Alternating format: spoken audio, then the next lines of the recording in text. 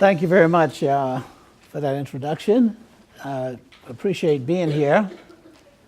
And I just want to quickly say that I've had a delightful time since I've been here. So much hospitality among the faculty members and the administration.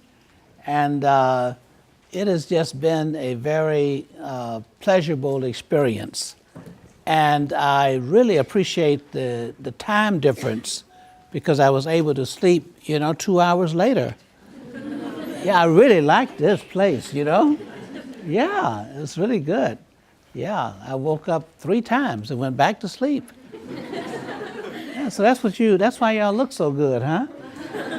Yeah, you get some extra sleep. Yeah, that's good. I like it.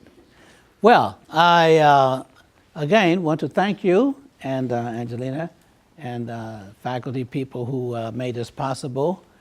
What this is going to be is more of a conversation and a dialogue, so I want you to be ready with your questions and discussions and that sort of thing. I promise not to give you answers, only responses, okay? All right? Because the nonviolent approach is that the answer must come from you. Yeah, that's the first lesson in nonviolence. You must produce the answer. The crisis, in most cases, produce the questions. But you and your response will be the answer. So, as I usually start off my talks by saying that, we happen to be here at the same time. You could have been born at a different time, Yeah. Like, you could have been born 100 years ago. Or you could have been be born 100 years later from now. And if you were, you'll be taking vacations on Mars. Okay? You know about that already, right? Because I think that they already explained how advanced this university is in terms of their thinking. So, you know that they're now recruiting 80,000 people who they're going to get to inhabit Mars. You know about that? You heard about it. She's heard about it already. Yeah. Okay, now my assignment they gave me is I must make sure that any people who go to Mars must have the nonviolence training. Because they can't go up there and start, fighting and dividing up the territory and this state and this reservation and that reservation and this my land. No, they can't do that on Mars. We're going to start over again. We did the best we could on this planet, and now we're going to take every lesson that we learned that's good, and then we're going to go to Mars. Okay? All right. So if you plan to go to Mars, then you want to get started now. Okay? And if you can't go, prepare your children so they will be ready to go. All right?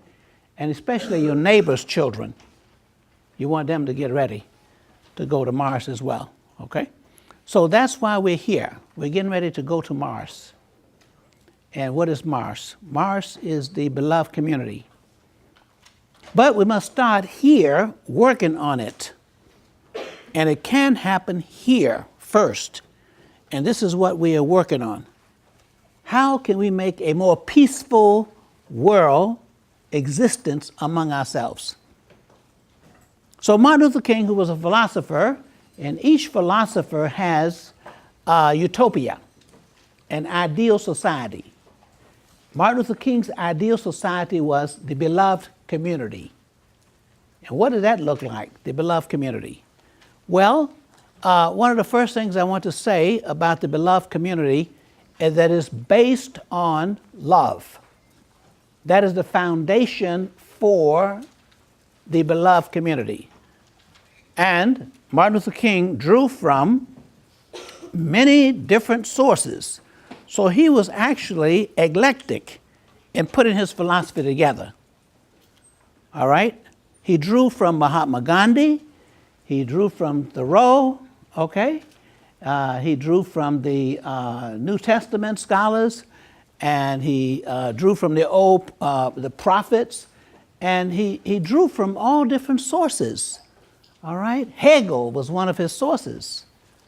Hegel, the one who believes that you have your thesis and you have your what? Antithesis. Yes. So there are truths in both, the opposite as well. Some people like to condemn the opposite. There are some TV channels that people don't watch. If they accidentally turn on that channel, they change it. Okay? Yeah. Some radio stations, some commentators. No. Martin Luther King believed that you must know as much about the opposite position as you know your own position. And I tell you a secret now.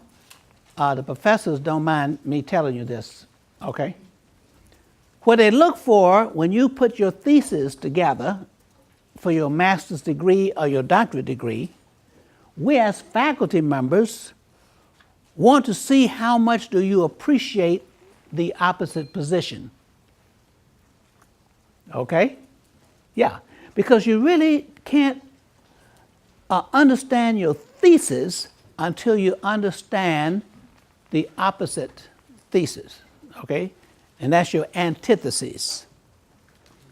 Now, Hegel, a German philosopher, believed that if you want to find truth, and Martin Luther King agreed with this, you had to find the truths in both your thesis and your antithesis, and you bring them together, the truths, in order to find truth.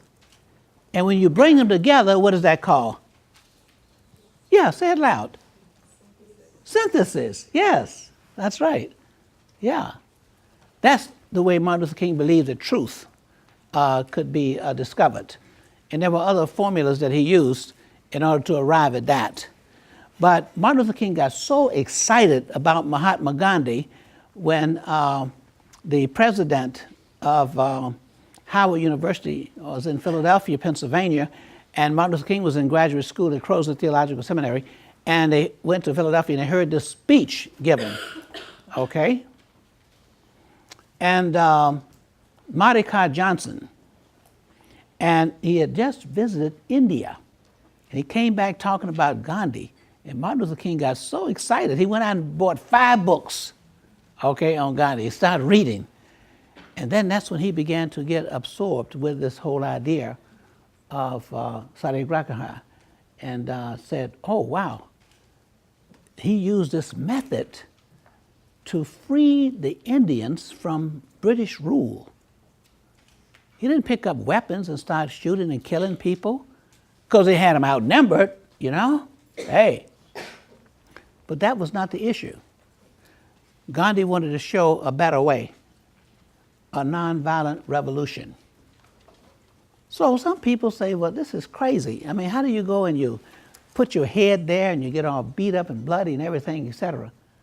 But guess what? Less people were killed in the nonviolent movement than there was in the violent movements for revolution.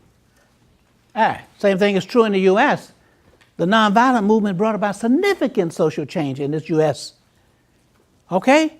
More people were killed 1 week of rioting in Detroit than all of the 15 years of nonviolent movements in the U.S. Okay? So even if you want to be practical and save lives, okay, or expend less lives in bringing about change, nonviolence then would be the option. So, Martin Luther King got excited about this, and he started experimenting. Just like Gandhi experimented with nonviolence, Martin Luther King began his experiment. And it resulted into some major social change that exists. And it's unfortunate that he was only 39 years old when they assassinated him. 39 years old. He had little children. Okay? And the older I get, the younger that seems. 39 is young. Okay? Yeah. Now, I happen to have had the opportunity to be, for example, in the sit-ins and freedom rides and that sort of thing. So right now, what I want to do is just share with you just a portion of this film. Some of you have seen it already, The Freedom Riders. And then what I'll do is continue, because I have some particular points I want to bring out, and then we're going to get into our dialogue and discussion. Okay? We're only going to show a clip or so from this. Thank you. If anybody wants to watch more of this video, it's available at pbs.com. You can stream it.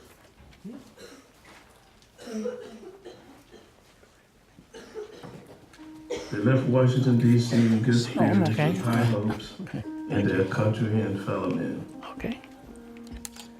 But the beatings, the tensions, the shocks, the depth of the hating, the open lawlessness took its toll. Oh, okay. Thank you. It would be a miracle if all their physical and psychological wounds ever healed. The deep South was that tough. Or after you talk. After I talk. Okay.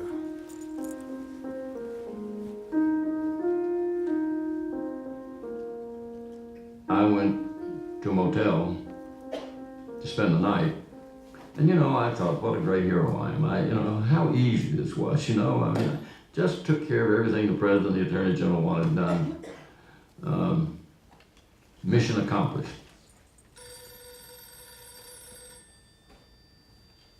My phone in the hotel room rings, and it's the attorney general. He has received word from the FBI in Nashville that another wave of Freedom Riders is coming down to Birmingham from Nashville to continue the Freedom Rides. And he opens the conversation. Who the hell is Diane Nash?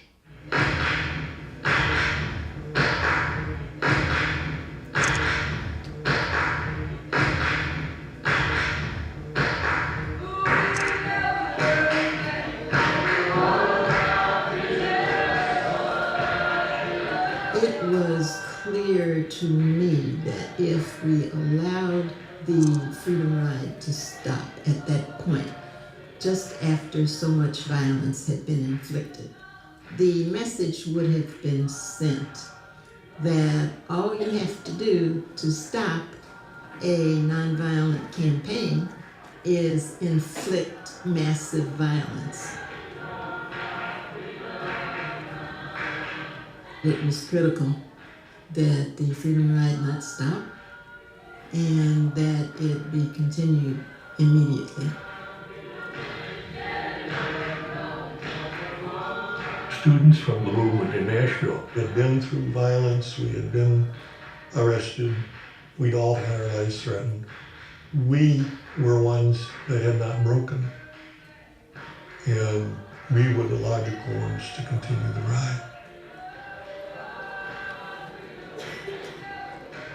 We had had a successful movement the year before and had desegregated lunch counters. We had been watching the progress of the Freedom Ride. We were fresh troops.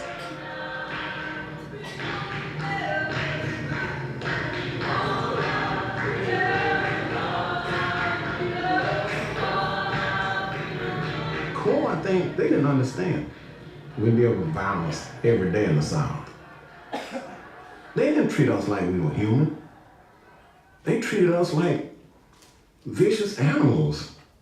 Like they were always on guard, thinking that we're gonna do something to them while they were doing it to us. And Core, I think, they felt, we'll go down there and, they'll let us ride the front of the bus and go into the white station, the white waiting room, and everything will be all right. We'll just go all the way to New Orleans and doing this. And then come back to New York and see, we did it. It wasn't like that. You're saying that you're going to start a movement, you're going to do something to change this, and then you quit.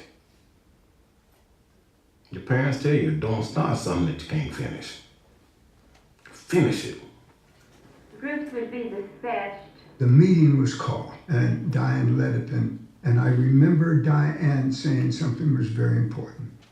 She took a break and said, go out and let's think about it for about 10 minutes and come back, and we'll make the decision. It was not an easy decision, because what it meant was dropping out of school. in the midst of our final exams. And for some of us, we were the first generation to go to college. Our parents had really made sacrifices, and we were making a decision to drop out. Time was up. Everybody came back in. The decision was made to leave that night. My parents had provided me a wonderful childhood and a tremendous amount of love and support in everything that I had done. But as a white person, I was the primary focus of most of the violence that took place because I was a disgrace to the white race. I was the traitor. So I knew if anybody was probably going to get pretty well beaten or killed, it would be me. And I wanted to tell my folks how much I loved them and how much I appreciated what they'd done.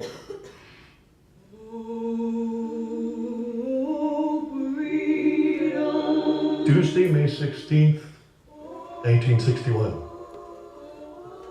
We held 2 meetings today. The first was at 6 this morning, the second from 7 to 1 tonight. After much discussion, we decided to continue the Freedom Ride. Of the 18 who volunteered, 10 were chosen. 3 females and 7 males. We will leave on the Greyhound bus tomorrow morning at either 5:15 or 6:45. We were all again made aware of what we can expect to face: jail, extreme violence, or death.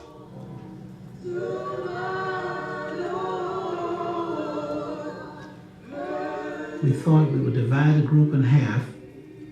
That group had been arrested, beaten, unable to continue, or even killed. We had a second group that was ready to go. And they knew that no matter what happened, okay, I would bring the second group. The people who were going on the Freedom Ride from Nashville elected me to be the coordinator. That was a really heavy responsibility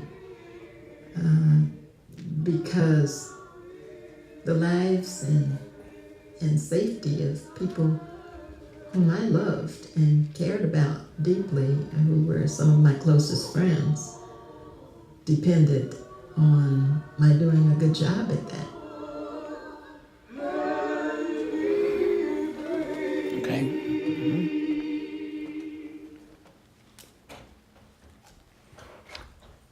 So this is one of the experiences that I had during the movement. And I first want to say that the point about leadership, the quality of the leadership has all to do with the success of any project, program, protest, or anything else. The quality of leadership. So, this young lady, Diane Nash, back in the 60s, okay, the days of chauvinism, okay, and we tried to protect the women, even though, you know, they went on these demonstrations with us. As men, we were taught to protect the women. So we formed lines on the outside when we went down to demonstrate, okay, and we were trying to make sure that they didn't get hurt because, you know, we felt a sense of responsibility in our manhood. But you know what those women told us? Well, I was sitting on the stool in Nashville, and this hoodlum guy came up, and we wouldn't move. He got matches. He struck a match and stuck it to the girl's hair. And sitting next to me, I never will forget that feeling. I can feel it right now. I'd really tested my nonviolence, you know? And I went to try to, buffer her and everything. You know what she told me? Don't interfere with my suffering.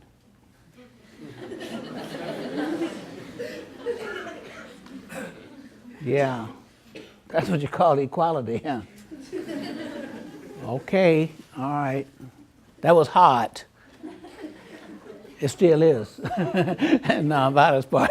I'm sorry, I grew up that way, you know what I mean? So I don't mean to interfere with your suffering, but I'd rather for you to burn my hair, but don't bother this girl here, right? Okay. So that's the test. But we had to learn, okay? Yes, we're talking about another human being as well. And I must respect the fact, even in terms of gender, that when people are suffering for the right cause, it builds character. Show me someone who has massive character, and I will show you someone who is no stranger to suffering. Because you see, when you suffer for the right cause and you choose, what happens is that even though you attacked and your arm is broken and they try to, what happens is that if you have character, you grow stronger in the broken places. So it's not the confrontations, and it's really not the attacks that makes the difference, okay? Those attacks don't make the difference. It's how you choose to respond. So nonviolence is all about not simply turning the other cheek physically. No. It means if someone shows you how unkind they could be, unloving, okay, disrespectful, then you have the opportunity to show them how respectful you can be, how kind you can be. That's the other cheek. So what you're doing is resisting that kind of behavior. And that's the way you fight back in terms of nonviolence. It does not mean not fighting back, it's how you choose to fight back. You fight back by showing people your best when they show you their worst. There's some people in the same family who don't speak to each other anymore. Grew up together as kids, but somebody said something to somebody and, I don't speak to them anymore. Oh my goodness, you don't live that long. What are you going to do? Somebody's going to end up going to somebody's funeral. Then they can't speak to you. Hey, we have a method for dealing with this disease that's called violence. It's a public health problem.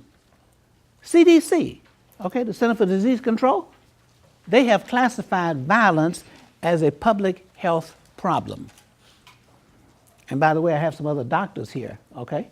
There's one doctor there, Jonathan. Okay, raise your hand, Jonathan. Yeah, he's a nonviolent doctor. Okay, all right. And where's Kazoo? Where are you? Over there? There you are, right there. Another one, okay.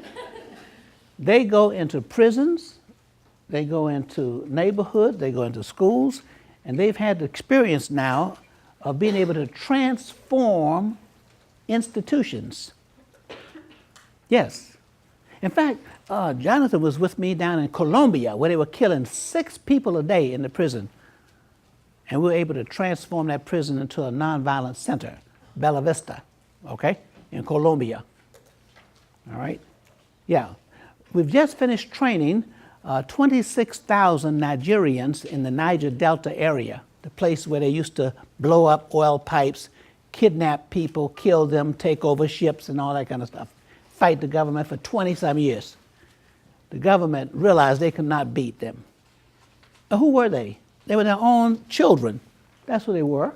Young men who were angry about the oil spills that took place, okay? And they put up guns because their promises been made by the government to clean up and their water. They used to fish with their grandfathers there in the ocean. They couldn't fish anymore because of oil spills. They couldn't grow food because of the oil spills in the backyard, whatever, okay? So they didn't know what else to do, so they pick up arms and start fighting the government. All right? So when we got to train them and got them transformed, they became nonviolent trainers. Yes, they themselves. Okay? No, was it easy? No. It was a hard decision for them to make because they've been convinced that violence was the only way. So what we're saying to you is that Martin Luther King, in his teachings of nonviolence, okay, has given us a prescription to cure a very deathly disease, violence. We know how to do that. Okay? Yeah. Transformation is what we're talking about. All right? So, therefore, we work very hard at helping people understand how they can employ these steps, principles, and this philosophy, okay, to many different situations, and how this transformation has not failed. I'll give you a couple examples here in the U.S. Remember when they had the Rodney King situation? Yeah, some of you were very young, and maybe some weren't born. But Rodney Young was attacked by a policeman, and then there were riots all over the place. Was it Rodney King? Rodney King. Oh, Rodney King. That's why they didn't know Rodney Young. Okay, well, see if you're onto it. Okay. Yeah, when he was attacked, there were riots all over the place because policemen had beaten this man down. It was on television and showed that he was unarmed and they were attacking him. Okay?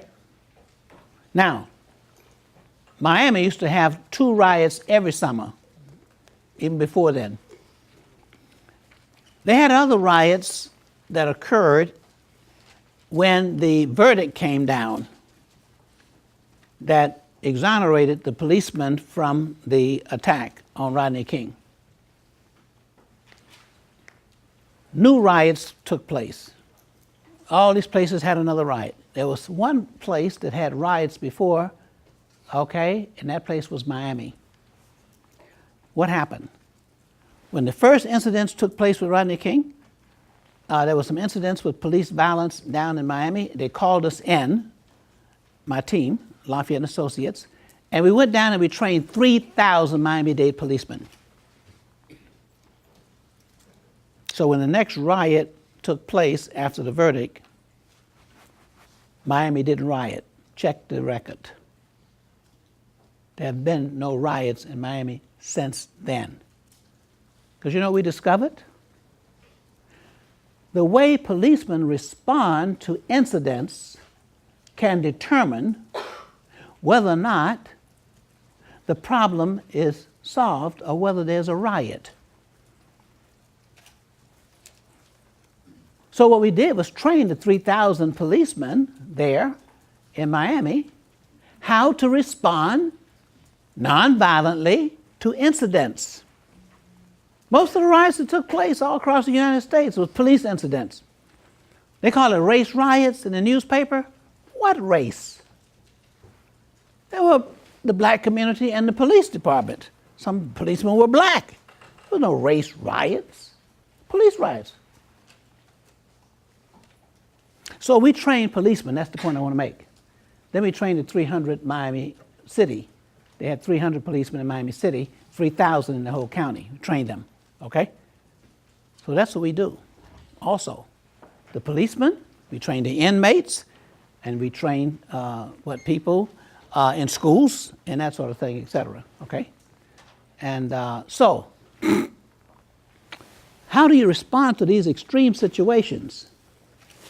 Well, I can give you one other example, then I really want to get into some discussion because this looked like a very interesting class and I can't wait.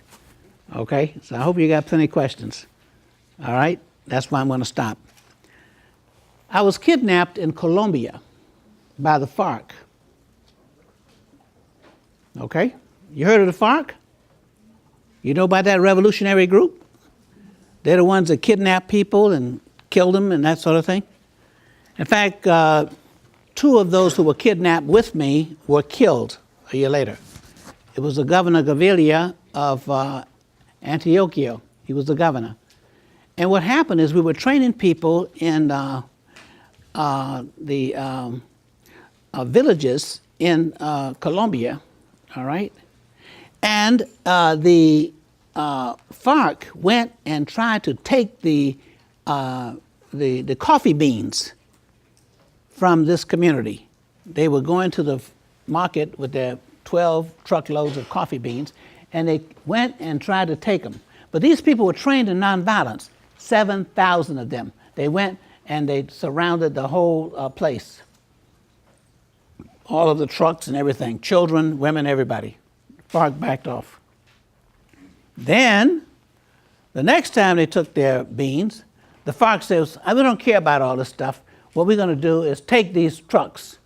So they hit the priest in the head with the butt of a gun. The priest was there trying to intervene. And then the other priest, they snatched his rosary because he was doing his prayer with the rosary. And what they did, thank you, was they took the rosary and threw the rosary in the river. We held a press conference there in Medellin, and one of the things I said is tell the FARC to find 10,000 rivers. Since they like to throw the rosary in the river, find 10,000 rivers, because I'm going back to Rhode Island, and I'm bringing 10,000 rosaries. That was the way I mobilized people, okay, to get support for the movement there. I'm a Baptist preacher, but, okay, rosaries, I have no problem with rosaries, okay? I appreciate rosaries, all right? And I even appreciate them more when priests, okay, stand up for what they believe in with their rosary. Yeah. Our movement was saturated with nuns, priests, rabbis, and everybody coming to support, like in the Selma movement. One time in the Birmingham movement, you had every rabbi from, St. Louis came to join the movement. They decided as a group to come down. They left one rabbi behind to take care of emergencies. Every one, all right? So, my point is that in nonviolence, in Martin Luther King's orientation, we embrace all cultures, all religions. You can't identify yourself in such a narrow way that you exclude yourself from the rest of humanity. No, you must learn to appreciate people regardless of their, ethnicity. Where were they born? They were born on Earth. That's where they were born. Where are you from? Earth. Yeah. Oh, me? My grandfather was born in Havana, Cuba. Where do you think his father was born? France. Yeah. So, my grandfather was French. My great-grandfather was French. Okay. My great-grandfather was Cuban. And my father was born in Key West, Florida. And I was born in Tampa. Okay? So what am I? Okay? On my mother's side, they were born in Georgia, and they came, her great-grandmother came over on a slave ship.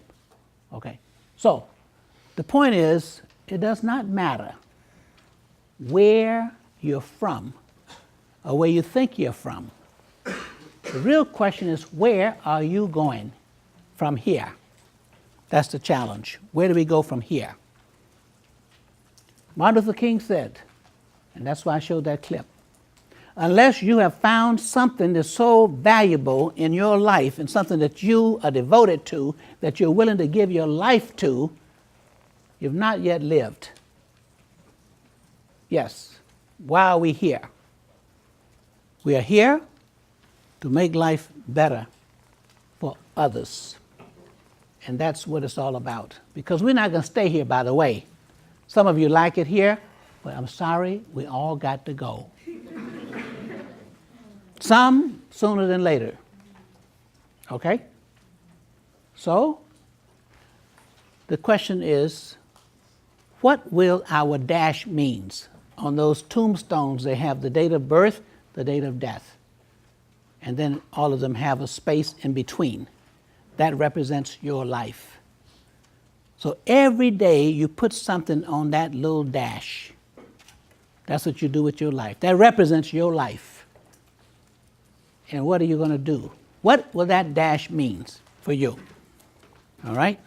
Now, I'm going to tell you about the kidnap, and then we're going to open up. So, one of the things that we conclude in the nonviolent movement is that nobody can take our lives. And because we're not going to lose our lives. We're going to give our lives. So guess what? With Martin Luther King, that assassin who shot Martin Luther King was trying to take his life. But it was too late. He'd already given his life. How are you going to take something that someone has already given away? No. No, the reason they shot, because they were trying to destroy his dream. Yeah. Now, when I was kidnapped, I behaved very unorthodox. Because when they took me in, there were 4 of us they kidnapped. Okay, the peace commissioner, the priest who was the chaplain for the state of Antioquia, and the governor there, and they took me. Okay. And I wanted to go with the governor because to help interpret anything that was coming up, you know, whatever. And so I walked along. I was very tired because we walked 5 days up the mountain. Now, the older people didn't have any problem because they were used to walking. But us young people, you know, we were thoroughly exhausted. So I was limping along when the time I got kidnapped. You know, I was looking for a place to stop and get some rest. But they said, keep going, keep going. So I looked at my watch, and it was like 2:30, and we hadn't had lunch. So I said, wait a minute, it's time for me to eat. So they got the AK-47 and stuck here. I said, no, you misunderstand me. I want to eat. So some of them didn't understand English, so I said, yo quiere comer. Yeah, I can speak a little Spanish too, you know. Enough to eat, you know. Yeah. So they kept sticking the gun in my side, so I got a little testy, you know. I said, no, yo quiere comer. Pronto. Aquí. I mean, I want to eat right here, right now. And so they started talking in Spanish. I said, listo. I think that means shut up or something. I couldn't even remember now. It's been so long. And I said, momentico. I mean, you wait right here. There was a rock over there, and I went and I sat on that rock. I said, I'm going to, here, bring the food. Romero, here. They looked at me. They said to themselves, he doesn't know how to be kidnapped. Has no training, whatever. Doesn't he know we're going to kill him? You know? Well, they couldn't take my life. Okay. And besides, if I was going to live, I need to get some food. So they're either going to kill me or bring me some food. If they kill me, I don't need food. Now, there's a theory behind this, and I'll stop at that. Unusual but genuine behavior in an extreme situation. Unusual but genuine behavior in an extreme situation has the potential to arrest the conscience of your assailant. Unusual but genuine behavior has the potential of arresting the conscience of your assailant. In other words, I did not behave in the expected way. So therefore, they were thoroughly confused. And they had to regroup, the leaders. El Paiso was the leader of the group there in Colombia, El Paiso of the FARC. He controlled 400 troops, and he came, and he then met with me. And as a result of meeting with me, he had to make a decision whether he was going to kill me, okay, or whether he was going to feed me. The next thing happened is they brought these, is it tacos? No, not tacos. What is it called? Yeah, with the wrap in the tamale. Tamale pass? Yeah, tamale. Yeah, they wrapped that in there. Okay? Yeah, in the banana leaf. And when I ate, everybody ate. So the troops really liked me, you know. Yeah. But there was one guy whose hand, his sleeve was longer than his hand, so you couldn't see his hand. You know what happened? I found out later that he was out there, one of the troops, and in the woods, in the jungles and everything, he found a wild chicken. And he got that chicken, he killed the chicken, and then he plucked the chicken and dressed the chicken and got him a skew. They call them skews, you know, a wooden thing. They run through the chicken like that. He built a fire, and he ate that chicken without the permission of El Paiso. And guess what happened? They cut his hand off. El Paiso was, you know, he was a serious guy, you know, and I was testing him. So I think what happened, I don't know for sure, and I'm not going to say it was a fact, but I think El Paiso realized that I would be difficult to deal with, and so he had to decide he was going to kill me or free me. And obviously he made the latter decision. They put me on a horse. I told them I couldn't ride a horse. They said, oh no, everybody ride a horse around here. You know, we know. What you mean you can't ride a horse? That's like you can't walk. You know what I mean? You ride a horse. I said, I can't ride a horse. I mean, I don't know horse. And so I got on they put me on the horse, and I stuck my heels of my shoes under the horse's belly. That's what you don't do. The horse got up and reared up and everything, and I wasn't going to say anything to this horse because this horse understood Spanish. You say the wrong thing, you know what I mean? You know, I didn't say nothing to that horse. You know, I didn't say anything. Whoa and all that, you know, no. So they finally got the horse calmed down, and they told me not to put my heels there. You know, so you can put your knees, you know, like that, but not your heels under the belly because it tickles them, you know what I mean? So I obeyed, and we in the horse, they let me on out on the horse, and that's how I got free. But that's just another example of different experiences we've had. But the nonviolence made all the difference. Now, what we're interested in doing, my last words with Martin Luther King, on April 4th, 1968, Memphis, Tennessee, Lorraine Hotel, room 306, that morning at 7 o'clock.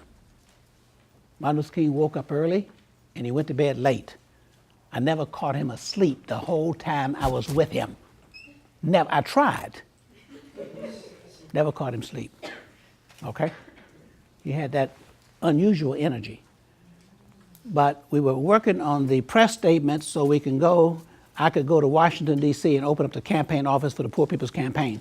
So what happened is I was getting the finishing touches on this press release. And then Martin Luther King said to me, when we finished that, it had nothing to do with the press release, non sequitur. He said, now when we finish, he said, now the next thing we want to do, Bernard, is to institutionalize and internationalize nonviolence, comma. Because he believed if we put nonviolence into institutions, people can learn how to resolve problems peacefully and to prevent problems. Violence prevention, violence intervention, okay? And how we can live together in a peaceful communities and societies. So Martin Luther King, that's what he was all about. He had found a way to do this by drawing from all of these different sources. And then even in terms of direct action, we were able to then move ahead and bring about revolutionary social change in this country. Okay? And that was because people adhered to the approach that Martin Luther King used. So I want to quickly say that it has been very effective in Colombia, it's effective in Nigeria, and in the US, these different places where we have trained and worked people.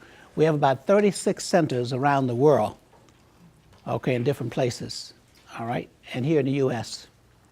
And I'm just delighted to be here because I've gotten so much reception, wonderful reception, and enthusiasm for the kind of opportunity. What we're looking for are places and institutions that would establish nonviolence, peaceful, okay, peace studies, where people can begin to, from different disciplines, look at ways in which they can use their knowledge to bring about a more peaceful community, where people can collaborate and work together. And yes, nonviolence does not mean you don't have conflicts, but the conflicts don't have to end up being destructive to each other.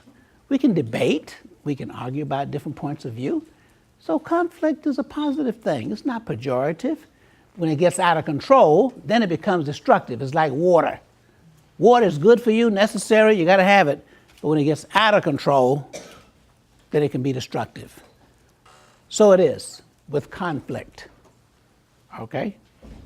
So, reconciliation is what we promote, and that's what we teach. Even in your family, sometimes we say things to each other, and we're never able to get the relationship back the same. No. But you know what? There's a way that we can renew those relationships. Some people wouldn't be divorced today if they had nonviolence training. Like me, I don't argue with my wife. She's right all the time. So when we get into a serious disagreement, I say, oh, darling, maybe you're right. Maybe. But time will tell. You don't have to tell somebody that they're wrong. Time will tell. You know? Yeah. So let time take care of it. You be your nice, loving self. Okay? Don't let nobody change you. All right? Don't rent negative space in your mind. It's unhealthy. Just like you can turn the other cheek, that's the approach you can use in dealing with conflict. It's not a position of weakness, no more than my kidnap situation. It's a position of strength. You stay in charge of yourself. Don't let nobody pull your string. You be in charge of yourself. Because if you stay in charge of yourself, you can always control the situation. It's when you lose control. Oh, they have people like that. You hear them say it's a defense in court. Temporary insanity. No, don't get temporarily insane. You know, stay sane. Okay, be yourself. Okay, thank you very much. And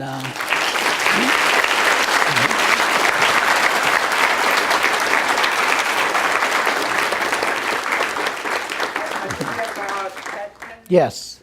The question was about the current situation with the large sales of guns and the tragic situation with our children in Connecticut. Okay? I don't have an answer for you, but here is my response. The children were killed by someone who once was a child. And maybe we can prevent the next one if we can start with our children having a more peaceful relationship with themselves. Because you see, it's a disturbed person when you kill your mother and then you go and kill children and then you kill yourself. then the question is, how can we prevent that? We must start with children, teaching them nonviolence and teaching them how to resolve their problems and how to solve their problems in a more peaceful way. And sometimes we only think about the children who were killed, but we don't think about the once child who killed the children and then killed himself. The reason why people have guns is because they are afraid. Nonviolence starts with courage. That's the first principle.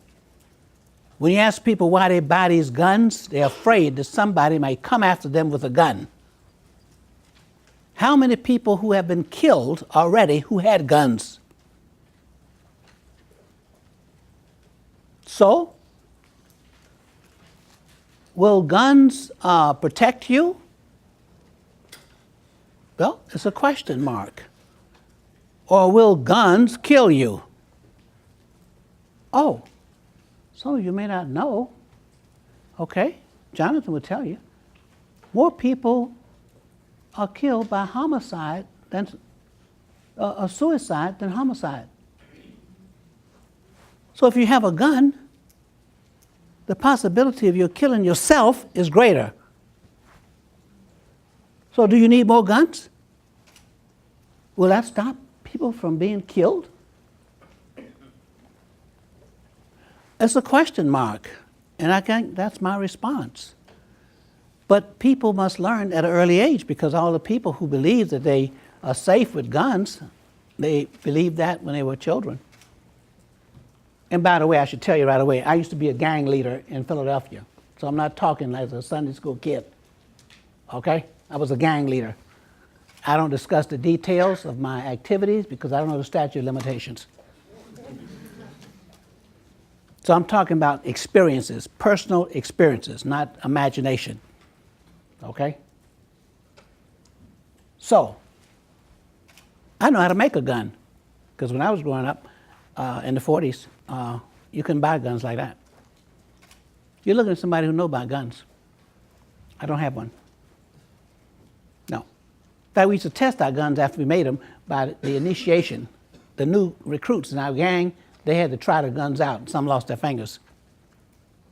Then we had to make the gun over again. So I'm just laying it out to you, okay? It's on film now. It can stop, we can transform, we can change. I know from personal experiences. And what we need to do is re-examine our values. There needs to be a revolution, but a revolution of values. And that goes from the streets all the way to the suites. The violence we're talking about starts with the disturbed mind of people. All right? And what happens? People do not know how to resolve intra-personal conflict. Because the first thing you have to do before you go kill somebody is you got to dehumanize them. Yeah, you don't kill a nice, loving human being. You kill a target. You've already put them in a general stereotype, okay? Yeah, in your mind you have to do that. Those were not nice little loving children in the minds of that person who went and killed him, okay? We don't know all the answers to that, but we do know that when people can take the lives of other people, they themselves have died already, temporarily. Temporarily insane. So, that's my response. Yes? Do you think a nonviolence movement can be successful in most societies? For example, do you think a political nonviolence movement in Hitler's Germany would have been practical? The answer is yes, because nonviolence is not based on a particular culture or a particular ethnic group or geographical, location. It's universal. So we're dealing with universal truth. There's something common in all human beings. And that what we have to do is make sure, as we approach these particular issues, that we do not allow the identity of a particular group of people or a person to mitigate against practicing and having the effect of nonviolence. So that's one of the things we have to dispel, because what happens is people label groups of people and they put them in categories. And see, the system of segregation itself was a violent institution, okay, because it denied people the opportunity to recognize. It did as much harm to white folks as it did black folks. One of the people who suffered were the little children growing up white, thinking because they look in the mirror and they're white, they're better than somebody who is black. That was a delusion. That was unfortunate. How could you do your children like that? In the rest of the world, okay? They don't even know that who Charles Drew was. They learn and study and go get graduate degrees and don't even know who Charles Drew is. Oh, by the way, I better tell you very quickly. Yeah, Charles Drew was the one that developed the formula for blood plasma, preserving blood. How many lives have been saved because of a black man named Charles Drew, who could not go to a U.S. graduate school and study hematology? He graduated from Howard University. He could not get into any school in the United States in hematology. He had to go to McGill University in Canada.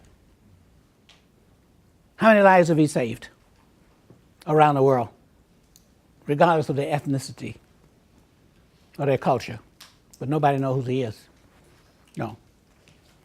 So we have to recognize all people as human beings, okay? We can't say because you're German and you go and you have World War II. All the Germans didn't agree with that. Now the question is, how do you deal with dictatorship? And how you deal with systems, okay, of violence.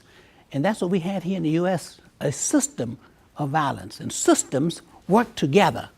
One of the things that work together is people cooperating with violence. Martin Luther King says, those who, the hottest place in hell is preserved for those who are silent when they should speak out. So the problem with Germany, we didn't have enough people in this world saying no. Okay? And by the way, you know, it wasn't just Jews who were killed, all right? When they come across there, they start killing people all over. So, you know, majority, millions and whatever.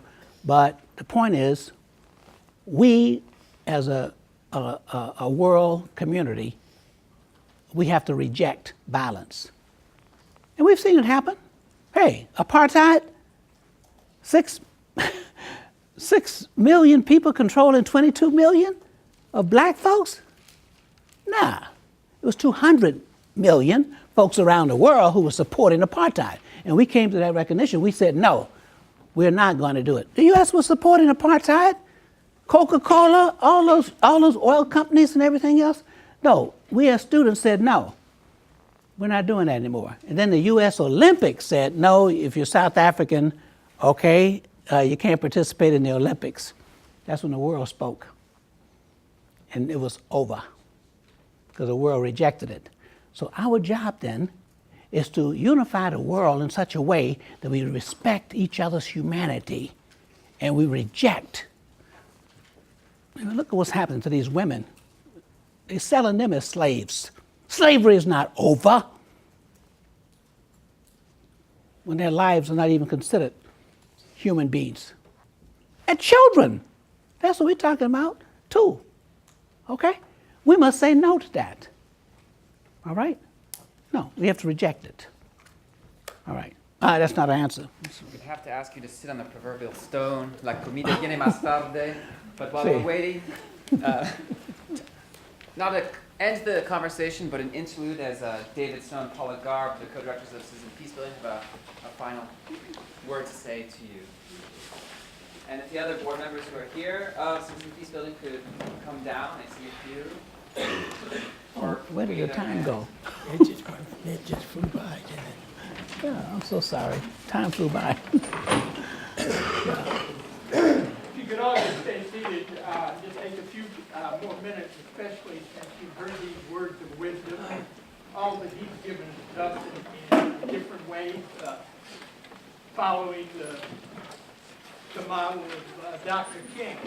What we want to do is give Dr. LaFayette an award, but I want to provide a little context for the award. A number of years ago, the Center for Citizen Peace Building established a peace building award to be given to individuals around the world who have devoted portions of their lives to advancing human rights and working towards peaceful and nonviolent solutions to seemingly intractable conflicts and tensions in various segments of the globe.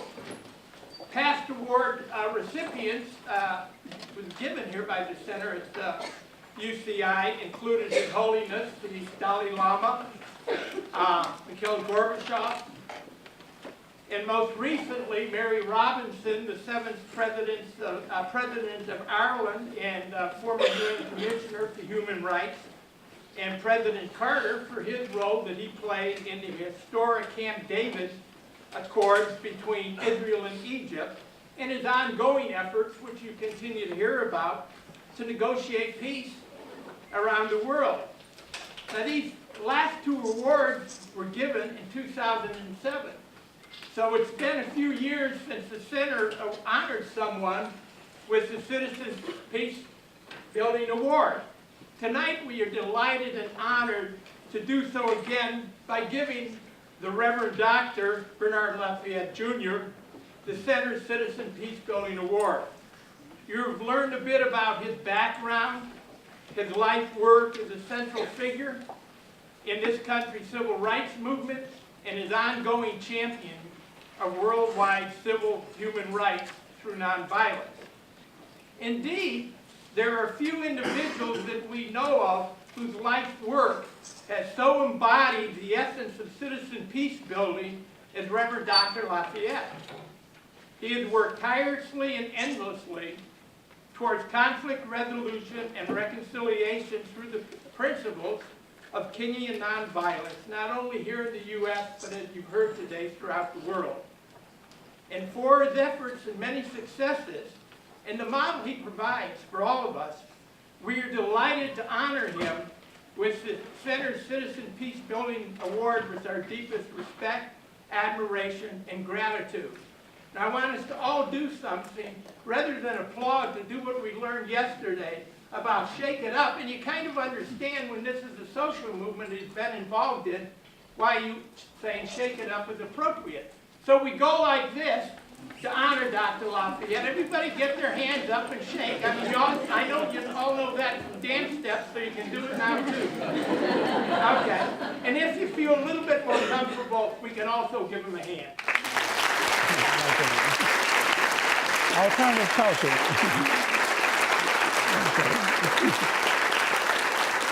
Thank you. Go over to that. Okay, that's right. Okay, very good. I'd like to open this up, so what I'm going to do is give it to you.